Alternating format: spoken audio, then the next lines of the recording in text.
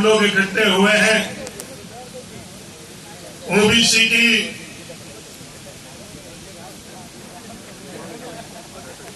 आरक्षण में जो विसंगतियां है उस संदर्भ में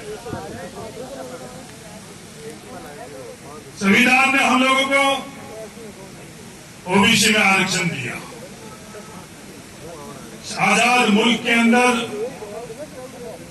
संविधान के माध्यम से ये अधिकार हम लोगों को मिला। जब ये अधिकार हम लोगों को मिल चुका है तो किसी ने कहा इधर उधर की बात नहीं कर, तो ये बता किस तरीके क्यों? तो इधर उधर की कोई भी बात नहीं। तो आधी से अधिक आबादी हर कोई अपने अपने हिसाब से आकलन कर रहा है। कोई 50% कहता है, कोई 55 कहता है, कोई 60 कहता है, कोई 65 कहता है। ये आबादी कितनी है? इस आबादी का वास्तविक आंकड़ा हमको और दुनिया को नहीं पता चले, इसके पीछे मंशा क्या है, हकीकत पता नहीं चले, इसके पीछे कोई सही मंशा तो नहीं हो सकती है।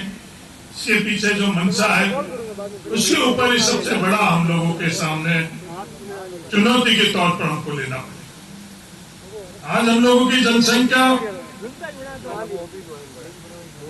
सही क्या है, उसका इकलौता माध्यम है जाति के आधार पर जनगणना। बिहार सर्वसम्मति से हर बिहार के विधायक के सहमति से बिहार के अंदर जाति के आधार पर जनगणना का फैसला ले। तो देश में दूसरी जगह क्यों नहीं? इस तरह के सवाल हम लोगों के सामने बहुत। संघर्ष हम लोगों ने किया, हमारे पूर्वजों ने संघर्ष किया। कोई कल्पना ही नहीं कर सकता था कि कभी भारत आजाद होगा। उसमें सबसे ज्यादा शहादत किस, ये आंकड़े बताते हैं, सबसे ज्यादा शहादत आप लोगों के परिवारों की। आजाद भारत के अंदर हम लोगों को जो सबसे पहली सीढ़ी आगे बढ़ने की थी वो 1954 के अंदर खातेदारी का अधिकार। जिस जमीन के ऊपर हम लोग मजदूरी करते थे उस जमीन का मालिकाना हक हमको 1954 के अंदर मिला। जो शिक्षा हमारे पूर्वजों के लिए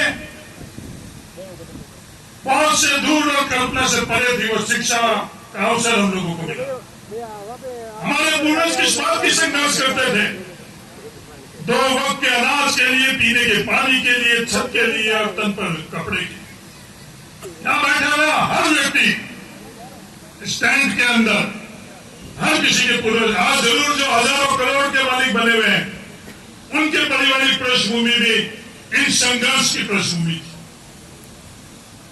उस खातेदारी के अधिकार और शिक्षा के अवसर से हम लोग कुछ चंद कदम आगे बढ़ने लगे। आज कृषि क्षेत्र के अंदर क्या स्थिति हुई है, हकीकत बताती है, आंकड़े बताते हैं कि हम नौजवान जब कृषि क्षेत्र के अंदर हमको आगे बढ़ने के लिए, ओबीसी वर्ग के लोगों को आगे बढ़ने के लिए उन्होंने रास्ते रोक लिए, तब हम लोगों ने शिक्षा के माध्यम से नौकरियों के लिए संघर्ष किया। आज इस नौकरी के अंदर जो हमारा हक है, हमारा अधिकार है 21% आरक्षण, उस 21% आरक्षण के अंदर हम लोगों को मिल क्या रहा है? शून्य। और एक कड़वी बात आप लोगों के बीच में रखना चाहता हूं। बन्ना राम जी तो कह चुके हैं कि मुझे वोट नहीं चाहिए, मुझे वोट भी चाहिए, पर परिवार के अंदर अगर हम ईमानदारी से कड़वी बात नहीं करेंगे तो क्या करेंगे? मैंने खुद सर्वे कराया है, राजस्थान में ओबीसी के विद्यार्थियों में 95% लोगों को आज भी नहीं पता है कि ओबीसी आरक्षण में विसंगतियां क्या है। ये हकीकत नहीं है। तो अपने मिलने वाले किसी 100 विद्यार्थी से, ओबीसी के विद्यार्थी से आप ये पूछ लेना, उनमें से आपको क्या उत्तर मिलेगा। फिर आप खुद ही आकलन अपने आप कर ले। ये लड़ाई सामने वालों से भी है और ये लड़ाई के लिए तैयार हमको खुद को भी रहना पड़ेगा। ये तैयारी कैसी? ये तैयारी हमको सबसे पहले हकीकत जानने की। आज हम लोगों के साथ क्या हो रहा? 21% आरक्षण हमको मिला। 27% जब केंद्र से आरक्षण का फैसला हुआ उसके बाद सुप्रीम कोर्ट का हवाला देते हुए ये बात करी गई कि 21% ही आरक्षण मिल सकता है, क्योंकि 50% से ऊपर आरक्षण के लिए सुप्रीम कोर्ट का फैसला है। 21% आरक्षण मिला। पांडवों और कौरवों के बीच में जब पांडवों की तरफ से बात करने के लिए कौरवों से गई तो क्या बोला कि हक जो अधिकार है उतना आधा राज दे दो। ये लड़ाई झगड़े की कोई आवश्यकता नहीं, कोई इस प्रकार का विवाद नहीं। तो भाई क्या बात हुई कि हक और अधिकार तो क्योंकि जातिगत जनगणना नहीं है तो हक और अधिकार के लिए हम लोगों को लंबा संघर्ष करना पड़ेगा। फिर ये बात तय हुई कि चलो 5 गांव तो दे दो, 21% आरक्षण तो दे दो। वो 5 गांव भी अगर हम लोगों को नहीं मिल रहे हैं तो आज हम लोगों के लिए किस चीज के लिए विवश करना पड़ता। आज परिस्थितियां ये क्या पैदा करना चाह रहे हैं? आज 21% आरक्षण जो हम लोगों का हक और अधिकार है उससे भी कम हम लोगों को मिल रहा है। कई दफे तो हम लोगों को यह बोला गया जाता है कि जनगणना जातिगत जनगणना नहीं हुई है, इसके कारण हकीकत में क्या स्थितियां है हमें पता नहीं। कई दफे यह कहा जाता है कि सुप्रीम कोर्ट का खुद का वर्डिक्ट है, सुप्रीम कोर्ट का आदेश है, इसके कारण 50% का वो पाबंदी। आज हमारे देश के अंदर वो 50% की जब पाबंदी नहीं है उसके बावजूद भी हम लोगों को 21% मिला हुआ। और उस 21% के अंदर मैं युवा साथियों आप और आपके माध्यम से सबसे बड़ी चुनौती ये कि अपने आप को जानना पड़ेगा। ये किसी आंदोलन किसी बिल के लिए राजा राम मील साहब और इनका लंबा आंदोलन 13 महीने क्यों लगे? हम लोग पहुंचते हैं उन फैसले करने वालों के लिए, राजा राम जी कुछ कमियां हम लोगों के खुद में, कुछ किसी बिल के संदर्भ में हम लोगों को खुद को भी नहीं पता था। जब हम लोगों को खुद को नहीं पता था इसलिए 13 महीने का संघर्ष हुआ। मुट्ठी भर लोग पंजाब और हरियाणा से किसानों ने संघर्ष किया। उनके संघर्ष को जब हम लोग देख रहे थे, राजा राम मील को जब हम लोग बॉर्डर पर बैठे हुए देख रहे थे, ये बुजुर्ग वहां बॉर्डर पर क्या कर रहे हैं, जब हम लोग बात कर रहे थे कि किस लिए गई है, क्यों गई है, तब आपस में सुखपुकार हुई कि ये कृषि बिल है क्या, हकीकत है या नहीं। उस कारण हम लोगों को 13 महीने संघर्ष करने लगा। अब हम लोग चाहते हैं कि हमारे साथ न्याय हो। उस न्याय के लिए सबसे पहली अगर कोई सीढ़ी है तो हम लोगों को सच्चाई तक पहुंचने की। हम लोग इधर उधर की बातें बहुत जानकारी रखते हैं। हर किसी का मोबाइल फोन अगर उठाकर देख लो तो उसके अंदर हम कितने घंटे इस मोबाइल फोन के किस प्लेटफॉर्म में इस्तेमाल करते हैं तो अपने आप पर इस अपने खुद का हक और अधिकार के लिए हम लोग जो हमारे लिए सही है, हमारे लिए हक है, हमारा अधिकार है, हमारे आगे बढ़ने का जो माध्यम है, उसके लिए अगर हम लोग जानकारी नहीं रखेंगे तो दुनिया में कौन जानकारी रखकर हम लोगों को जागृत करेगा, कौन हम लोगों को आगे बढ़ेगा। सबसे पहला हम लोगों का ये ओबीसी में विसंगत है।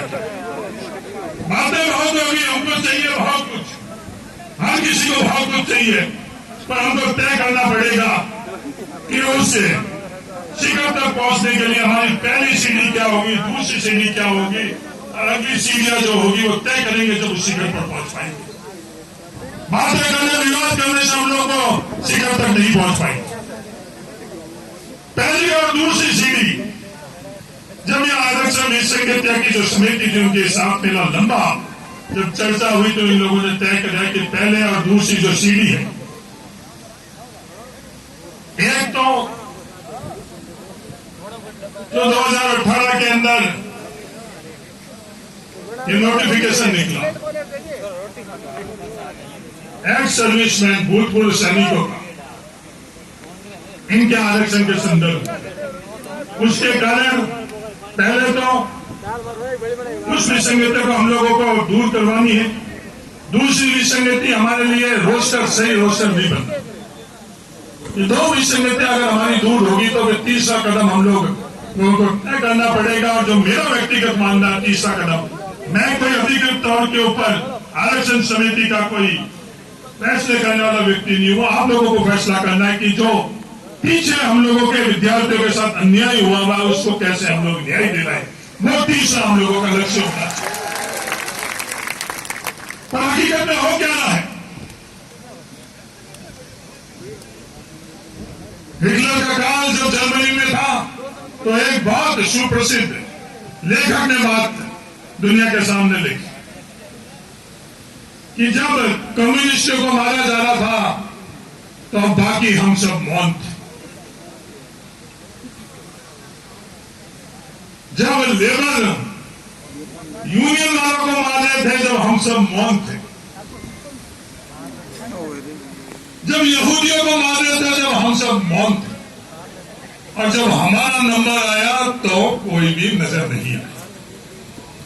तो एक दूसरे के लिए भी उनके हक क्या अधिकार क्या है उसकी भी जानकारी रखकर जो सही है सही के साथ खड़ा होना। हमारा डीएनए क्या है, हमारा डीएनए क्या, हमारी पहचान क्या है, सही के साथ खड़ा रहना। सही के साथ खड़ा रहते हुए हम लोगों को कितना भी नुकसान हो, कितना भी संघर्ष करना पड़े, उससे हम लोगों को विचलित नहीं होना चाहिए। तो ओबीसी आरक्षण के अंदर जो दो विसंगतियां हैं, भूतपूर्व सैनिकों का जो आरक्षण है वो आरक्षण महिलाओं का आरक्षण के तर्क पर भूतपूर्व सैनिकों का भी आरक्षण होना चाहिए। ये ताकतें जो हम लोगों को कुछ नहीं प्राप्त करना चाहती, हम लोगों से असहमत है, हम लोगों के खिलाफ है, वो ताकतें क्या करती है? वो विवाद उत्पन्न करती है। नौजवान साथियों, हमको विवाद उत्पन्न नहीं करना है, हमको हासिल करना है। आज अडानी के लिए कोई फैसला होता है तो विवाद होता है, कोई संघर्ष होता है, कोई पक्ष होता है, कोई विपक्ष होता है। सिर्फ फैसले और फैसले के बाद जब हम लोग देखते हैं कि अरे देश में क्या स्थिति है, अरे देश में तो एक नंबर में, दुनिया में क्या स्थिति है कि तेज रफ्तार से आगे बढ़ पाए, ये कुछ हमको भी चीजों को समझना चाहिए। निर्णय हमारे अनुरूप कैसे हो सके, यह सवाल भी हम लोगों के सामने आता है कि आप सरकार के सामने अपने संपर्क, अपने संबंध, अपने पद को उपयोग कराकर फैसला क्यों नहीं करवाते हो, ये सवाल आता है। ये लोकतंत्र है, लोकतंत्र के अंदर जन समर्थन सबसे प्रबल है। जन समर्थन के अलावा जो दूसरे माध्यम है वो ताकत आज हम लोगों के पास नहीं है। इस बात को आपको स्वीकार करना पड़ेगा। जो ताकत अडानी के पास है वो ताकत हम लोगों के किसी के पास नहीं है। जो दूसरे क्षेत्रों के अंदर ताकतें चाहिए वो हम लोगों के पास नहीं है। हमारे पास इकलौता माध्यम वो जन समर्थन है, उसके अलावा दूसरा और कोई माध्यम नहीं है। कड़ी बात भी मैं आप लोगों के बीच में कोई भी किसी स्थान पर आई, कोई भी अपने आप को किसी भी तरह से आप लोगों के बीच में लेकर आई, पर इकलौती ताकत जिससे हम लोगों को न्याय मिल सकता है वो जन समर्थन है। इसलिए आप सब लोगों की आवश्यकता है, आपके अलावा किसी की आवश्यकता। आज हरीश चौधरी की आवश्यकता नहीं है। हरीश चौधरी आगे बैठे, बीच में बैठे, कहीं भी बैठे, हरीश चौधरी सबसे अंतिम पंक्ति में बैठ सकता है और यहां नहीं बैठेगा तो भी चलेगा। पर आप लोग अपने खुद के हक के लिए, अधिकार के लिए अगर बैठोगे, जब जाकर फैसला होगा, जब जाकर हमको न्याय मिलेगा। मैं मीडिया के भाइयों को मैं निवेदन करना चाहता हूं, आप ईमानदारी से हम लोगों से संवाद करो। हम लोगों का हक और अधिकार नहीं है तो हम लोगों को आप मना करो कि नहीं, आपका हक और अधिकार नहीं। हम लोगों के साथ अन्याय नहीं हो रहा है, आप लोग हमको समझाओ, हमको बताओ कि हम लोगों के साथ अन्याय नहीं हुआ है। हमारे साथ अन्याय हो रहा है। कानून और नियम और संविधान के अंदर हम लोग अगर हक नहीं रखते हैं तो उस संदर्भ में आप बात करो। यदि संविधान में आप लोगों को ये अधिकार नहीं दिए, नियमों के अंदर ये अधिकार नहीं है, तो हम आज ही घर जाकर और बैठ जाएंगे। जब संविधान ने हम लोगों को यह अधिकार दिया, नियमों ने हमको यह अधिकार दिया है 21% तक हम लोगों को नौकरी मिलनी चाहिए, उसके बाद में भी हम लोगों की सही आवाज अगर आप लोग नहीं उठाओगे तो और कौन उठाएगा? हरीश चौधरी का नाम आई या नहीं आई चल चलेगा, राजा राम जी मील का नाम आई नहीं आई चल चलेगा, पर ये लाखों जो नौजवान हैं इनकी भावना, इनका हक और इनका अधिकार अगर आप लोगों के माध्यम से नहीं आएगा तो इस लोकतंत्र के अंदर और कौन सा माध्यम है? जो लोकतंत्र के अंदर माध्यम है उसके अंदर आप लोगों से भी हम लोग यही चाहते हैं कि आप लोग भी हमारे हक और अधिकार, अगर हमारा हक और अधिकार नहीं है तो आप एडिटोरियल लिखकर और ये बात करो, संपादक के लिखकर आप ये बात करो कि ये लोग बिल्कुल गलत तौर के ऊपर अपना हक और अधिकार मान रहे हैं, ये लोग ऐसे ही इन लोगों के साथ में हैं। अगर हम लोगों को समझ में आएगा तो दुनिया से माफी मांगेगी। तो जब हमारा हक और अधिकार उसके बाद में आप लोगों के माध्यम से नहीं मिलेगा तो और किसके माध्यम से मिलेगा? यह आरक्षण की स्थितियां क्या कर चुकी? मेरे को आज जब मैं आ रहा था, जब मेरे एक मित्र ने एक कृष्ण मुरारी नूर की कई बात भेजी कि आपके साथ आरक्षण और वो कोई ओबीसी का नहीं है, उसने हंसी मजाक के अंदर जो बात भेजी है वो बहुत गंभीर बात है। कृष्ण बिहारी नूर की बात है कि कितने हिस्सों में बट गया हूं मैं, मेरे हिस्से में कुछ ही नहीं बचा कि ओबीसी के आरक्षण के अंदर अपने हिस्सों के हिस्से के अंदर कुछ भी नहीं बटा, क्योंकि इस आरक्षण को इन्होंने इस तरह से बांट दिया, इस तरह से जटिल कर दिया है कि हम लोगों को आधी से अधिक आबादी के लिए कुछ भी नहीं बचा। तो उसने हंसी मजाक में मेरे को भेजा, पर मैंने उस बात को बड़ी गंभीरता से, गहराई से जब ये समझा तो हकीकत भी यही है कि इस पूरे आरक्षण और सरकारी नौकरियों को इस तरीके से इन्होंने बांट दिया कि अपने खुद के हिस्सों के अंदर शून्य। आज वनपाल और वन रक्षक के अंदर 22 लाख विद्यार्थियों ने फॉर्म भरा। आज करोड़ों रुपए हम लोग, सैकड़ों करोड़ रुपए हम लोग हमारे खून पसीने से कमाए हुए पैसों का फीस, पहले तो आवेदन का शुल्क और फिर कोचिंग के लिए वो पैसा हम लोग खर्च करते। ये बिलों में हम लोगों को गुस्से का शौक नहीं है, पर ऐसी स्थितियां आई हुई है। ये लाइब्रेरी में हम लोग क्यों जाते हैं? ये लाइब्रेरी में हम लोग इसलिए जाते हैं क्योंकि हमारे पारिवारिक परिस्थिति ऐसी नहीं है कि जहां हम पढ़ाई करते हैं तो वो माहौल ऐसा है। ये बड़े लोग लाइब्रेरी में नहीं जाते हैं, ये अपने घरों को ही लाइब्रेरी बना देते हैं। एक एक कमरे के अंदर हम लोग 5-5, 7-7 जने रहते हैं पढ़ने के लिए। हम लोगों के पास उसी कमरे के अंदर हम लोगों को रोटी बनानी पड़ती है। उसी कमरे में हम लोगों के जो पारिवारिक परिस्थिति में कोई बीमार होता था वो भी आता, उसी कमरे के अंदर हम लोग इसके मिलने वाला भी आता। इसलिए हम लोग मजबूरन लाइब्रेरियों में जाते हैं, खुद अपना तन वहां लेकर जाते हैं, बुद्धि वहां लेकर जाते हैं, किताब वहां लेकर जाते हैं और सिर्फ बैठने के लिए अगले वाले को पैसा देते हैं। उस बिल में इसलिए घुसते हैं, बिल में घुसने के लिए हम लोग पैदा नहीं हुए, पर उस बिल के माध्यम से हम शेर कैसे बन सके, इसलिए उस बिल और गुफा के अंदर हम लोग बैठे। दुनिया ये पूछती है कि इस बिल में क्यों है, उस गुफा में हम लोग इसलिए बैठे हैं कि जैसे शेर शक्तिशाली होकर निकलता है और इस दुनियादारी के अंदर मजबूत होकर, इस व्यवस्थाओं के अंदर हम झपट कर अपने आप का आधिपत्य हम लोग कैसे बरकरार रखें, उसके लिए उस बिल के अंदर, उस लाइब्रेरी के बिल के अंदर हम लोग बैठे। अंडरग्राउंड में हम लोग क्यों बैठे? खुले के अंदर बैठते हैं कि वाले सौभाग्यशाली हम लोग हैं। कई लोगों को दौरा मिला हुआ है, कई लोगों को तालर मिला हुआ है, कई लोगों को खेत मिले हुए हैं, कई लोगों को 2 फसली मिला हुआ, तो हम जैसे लोगों को 1 फसली मिला हुआ, पर मिला हुआ तो सबको है।